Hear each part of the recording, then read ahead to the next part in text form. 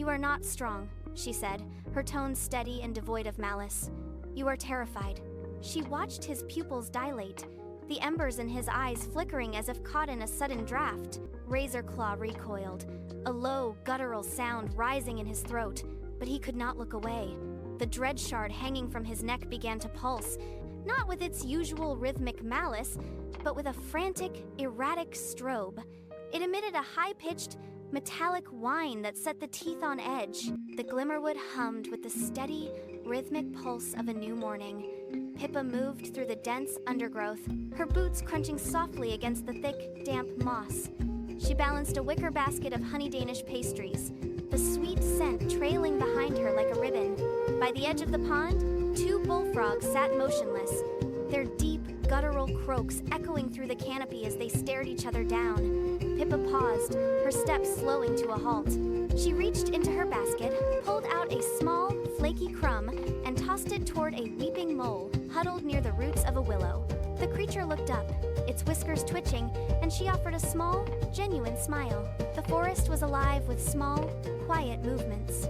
Sunlight filtered through the leaves in jagged shafts, illuminating the dust motes dancing in the air. She stepped over a protruding root, her balance effortless, and continued along the winding path. She adjusted the weight of the basket on her arm and pressed forward, unaware that the forest was watching her back. High above the path, the atmosphere shifted.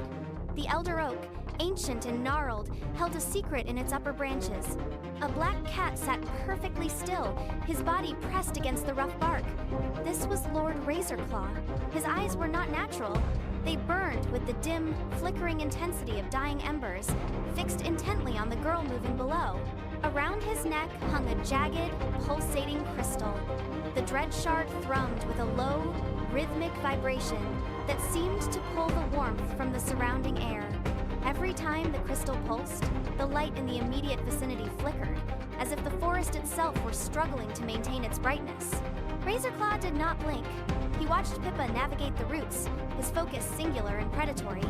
He needed a spirit, one untainted by the rot of the woods, to feed the hunger of the shard. He shifted his weight, his claws digging deep into the wood.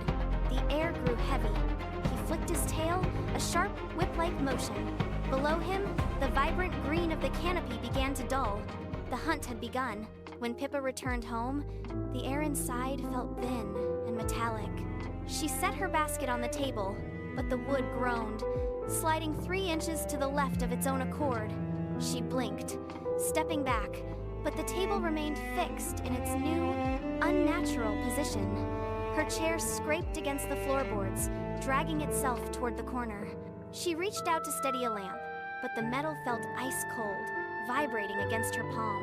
That night, sleep refused to come. She lay rigid as the floorboards beneath her bed frame began to hum. Whispers curled like gray smoke from the dark space underneath, soft and unintelligible, scratching against the underside of the mattress. She sat up, her heart hammering against her ribs, and turned toward the vanity mirror. Her reflection remained seated, but it was not mimicking her.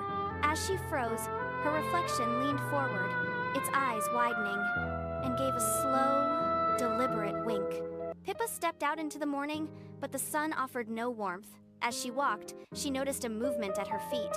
Her shadow, usually a flat extension of her form, peeled itself away from the dirt. It stood upright, stretching into a jagged, dark silhouette. It paced behind her, snarling silently, its dark edges flickering like a dying flame. She stopped, and the shadow stopped. She tried to stomp on it, but her heel passed through empty space. Panic surged, and she ran toward the village center. She reached the baker's stall, gasping for breath, and reached out to grab the counter. The baker looked directly at her, yet his gaze passed through her. Pippa shouted, but her voice sounded distant, muffled by a thick, invisible barrier. "A ghost cat?" the baker muttered to himself. "You have been eating too many fermented berries, girl." He slammed the stall window shut. Pippa stood alone in the middle of the street, the shadows circling her heels, while the village continued on as if she had already ceased to exist. Pippa turned and ran. She did not look back at the village, ignoring the baker's voice as it faded into a dull, rhythmic thrumming. Her boots pounded against the hard-packed dirt of the road, then sank into the soft, damp loam of the forest She sprinted into the deep woods, the trees thickening until they blocked out the sky. Branches whipped against her arms, leaving stinging welts, but she did not slow down. Her lungs burned with every ragged breath, the air growing thick and sweet like rotting fruit. She pushed through a wall of dense, tangled briars, her momentum carrying her forward until the ground beneath her suddenly vanished. She tumbled, sliding down a steep, slick embankment of moss and loose earth. She landed hard in a confined, circular space, the impact knocking the wind from her chest. The burrow was not dirt and roots.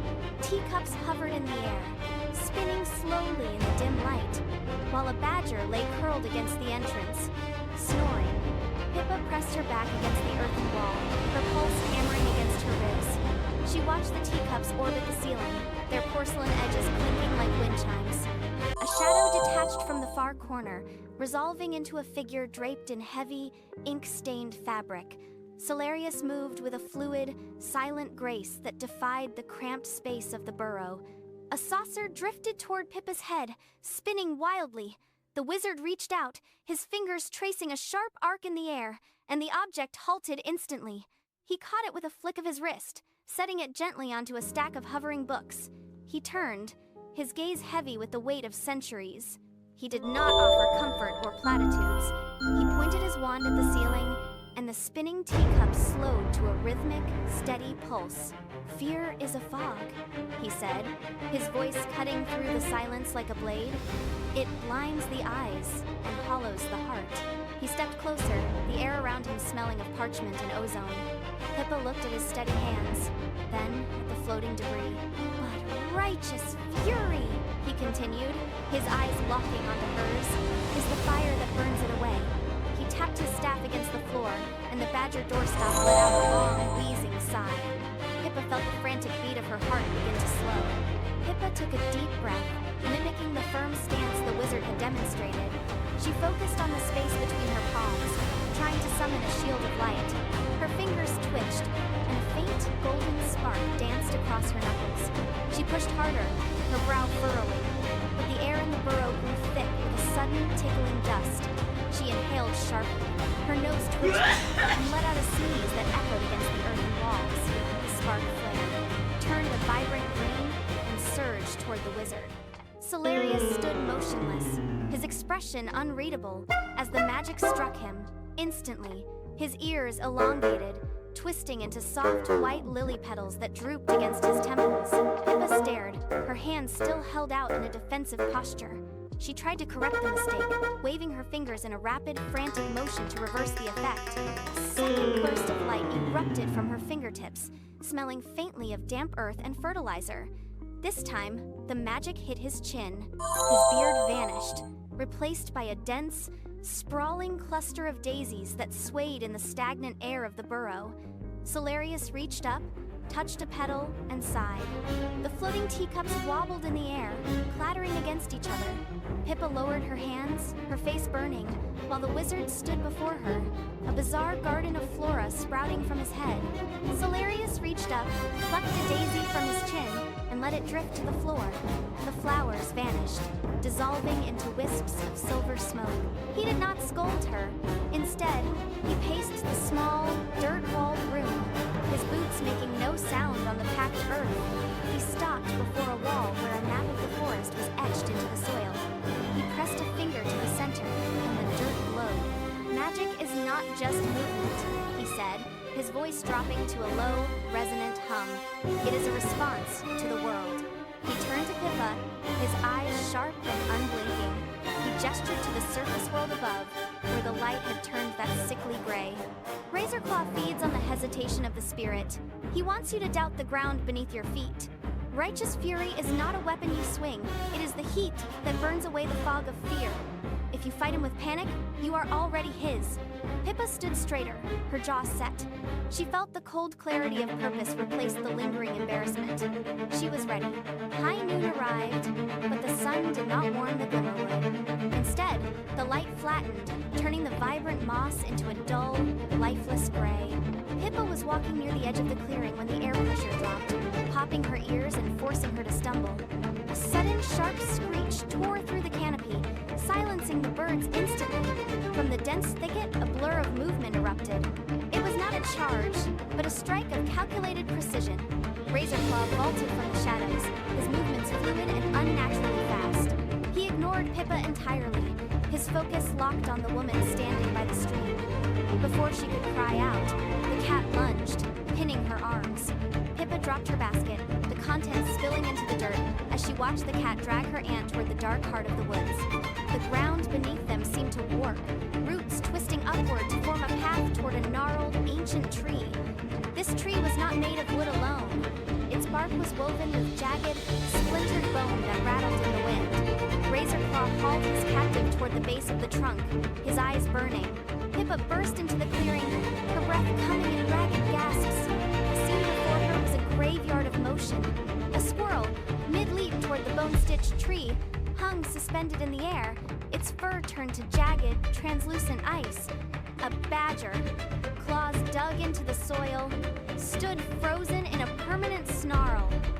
Razorclaw stood at the base of the tree, his tail twitching with rhythmic malice. He did not need to fight. He simply existed, and the forest surrendered its life to his cold aura. Pippa's eyes darted to the center of the hollow. Her aunt sat slumped against the splintered wood, her skin turning papery and thin. With every 60 seconds that ticked by, a year of life drained away, leaving her hair stark, brittle white. The aunt's hands, once steady, now shook with the frailty of extreme age. Pippa tried to run forward, but the ground beneath her feet felt like glass, slick and unresponsive. She saw the dread shard pulsing on the cat's neck, drawing the vitality from the air itself. Every second was a theft. The race against time had begun, and the finish line was fading into dust. Pippa stepped into the circle of death, her boots crunching on the frost-covered moss. Razorclaw did not attack. He simply turned his head, his eyes burning like dying embers in the gloom. He paced slowly around the aunt, his movements deliberate and mocking. With every step he took, the aunt's posture slumped further, her breathing becoming a shallow, rattling wheeze. Razorclaw stopped, his gaze locking onto Pippa's. He hissed, a sound like dry leaves skittering over stone. "Love is a leash, child," he spat, his voice vibrating with dark, hollow resonance. "You cling to these fragile lives, hoping for safety, but it is a lie." He flicked his tail, and the dread shard flared, casting long, jagged shadows across the clearing. The ant's hand, now spotted with age, trembled. Razorclaw stepped closer to her, his presence radiating a cold that made the very air brittle. "Fear is the only truth," he growled. Pippa stood firm, though her hands shook at her sides. She watched the life draining from her aunt. She did not move. She stared back. Pippa felt the weight of her own heartbeat, a frantic rhythm against the stillness of the clearing.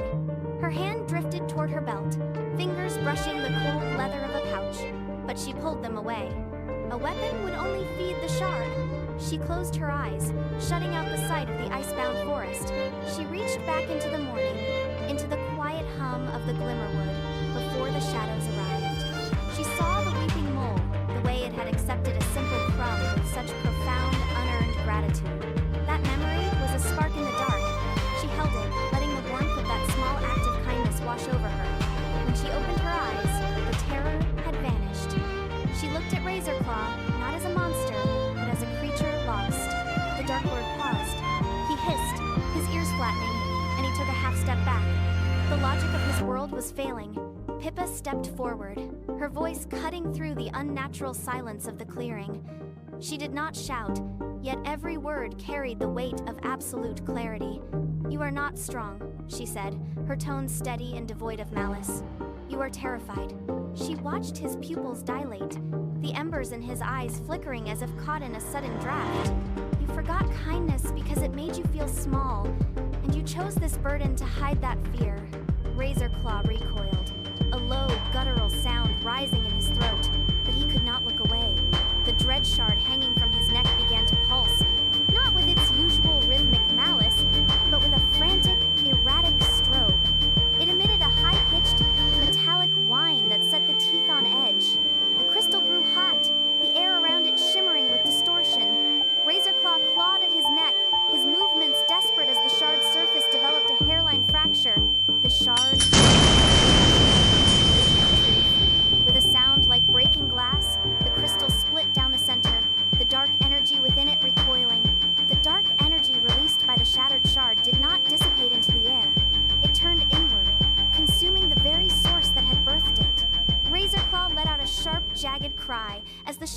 clinging to his form began to boil and evaporate. The heavy, dark material that had draped his frame disintegrated into wisps of soot, vanishing before they could touch the forest floor. His body, once lean and imposing, shuddered violently. The bones seemed to soften, the rigid posture collapsing as his stature diminished. He fell to his knees, his hands clawing at the moss as he shrank, the height draining from his frame in a rapid, fluid motion. The air in the clearing grew heavy with the scent of ozone and damp earth. His shoulders rounded, the sharp angles of his frame smoothing out. It was a total unraveling of the curse, a systematic dismantling of the power that had held the forest in its icy grip. He gasped, a sound of pure, unadulterated confusion, as the last vestiges of his dark authority stripped away. The transformation was relentless. The final remnants of the dark aura vanished, leaving behind a silence so profound it felt like a held breath. Where the imposing figure had stood, a small trembling mass remained on the forest floor. The coarse, dark fur had undergone a total metamorphosis, replaced by a coat of soft, shimmering silver that caught the filtered sunlight. The creature shifted, its movements uncoordinated and light, lacking the predatory grace that had defined its previous existence. It pushed itself upright on unsteady paws, blinking against the sudden clarity of the world.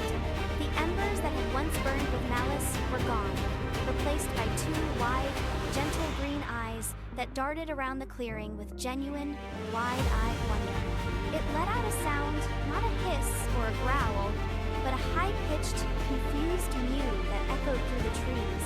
It was a kitten, small and entirely vulnerable, looking up at Pippa with a gaze devoid of memory or intent. The transformation was absolute. The weight of the dread shard had been replaced by the simple, rhythmic thrum of a small heart. It took a hesitant step forward, stumbled over its own oversized feet, and sat down, looking at its paws as if seeing them for the first time. The terror that had gripped the woods had evaporated, leaving only the quiet, fragile reality of a new beginning. Solarius stepped into the center of the clearing, his ink-stained robes brushing against the frost-covered ferns. He raised his staff, the wood glowing with a soft, steady pulse of amber light. With a sharp, deliberate motion, he struck the frozen moss. The impact sent a ripple of warmth racing through the ground, visible as the ice began to fracture in spiderweb patterns across the surface. The statues of the forest animals shivered, the brittle crystalline shells cracking and falling away in shards. They shook their fur, blinking as the unnatural cold retreated. At the center of the hollow, the ant slumped forward as the icy grip on her frame dissolved. The unnatural pallor of her skin flushed with returning color, and the gray tint of her hair deepened back to its natural hue. She took a ragged, deep breath, her chest rising and falling with the sudden return of vitality. Above, the canopy groaned as the heavy frost melted, turning into a fine mist that caught the afternoon sun. The forest was no longer a prison. It was a living, breathing landscape once more. Pippa knelt on the damp earth, her movements slow and deliberate. The silver kitten watched her, head tilted at an impossible angle. It took a tentative step toward her, then tripped over a protruding root, tumbling into the soft moss with a surprised squeak. Pippa reached out, her fingers brushing the fine, shimmering fur. The kitten did not pull away. Instead, it leaned into her touch, its small frame vibrating with a rhythmic, low-frequency purr. She lifted the creature, feeling the warmth radiating from its body against her palms. It was light, almost weightless, a stark contrast to the heavy malice that had occupied this space only moments before. She tucked him securely into the wicker basket, nestling him among the remnants of her pastries. "You look like a spark that survived the storm," she whispered, tracing the silver line of his ear. "I will call you Ember." The kitten let out a soft, inquisitive chirp and batted at a stray piece of ribbon. Pippa stood, the weight of the forest feeling lighter than it had in years. She turned toward the path, her stride steady and purposeful. The cottage door creaked open, admitting the soft, golden light of late afternoon. Pippa stepped inside, the familiar scent of dried herbs and wood smoke greeting her. She set the wicker basket down on the heavy oak table, and Ember immediately scrambled out, his paws skidding across the polished floorboards. He darted toward the hearth, chasing a dust mote with uncoordinated enthusiasm. Pippa walked to the wall-mounted shelf where her curiosities were kept. In her palm, the object that had once pulsed with a sickly, rhythmic light now felt cold and inert. It was no longer a jagged, threatening crystal. The sharp edges had smoothed into the rounded contours of a common river stone. She placed it down next to a half-eaten Danish. It sat there, a harmless white pebble, indistinguishable from any other rock gathered from the stream. The transformation was absolute. The danger had been completely neutralized, reduced to a static, silent relic on her shelf. Outside, the sky softened into a gentle, gray drizzle. Rain tapped against the window pane, washing away the last traces of the day's turmoil. On the porch, a single black feather lay caught in the damp wood grain. As the cold water touched it, the feather did not soak. It shivered, its dark edges curling inward. In a heartbeat, it turned to gray ash, swirling into the mud and vanishing entirely. The forest breathed, cleansed, and still. Pippa looked out from her doorway, the warmth of the hearth at her back and the kitten curled against her ankle. She understood now that darkness was not a wall to be broken, but a shadow to be outlived. The path ahead was clear, paved with the quiet strength of mercy. Evil had not been conquered by force, but dissolved by the simple, persistent act of choosing good. The rain continued to fall, steady and rhythmic, sealing the peace.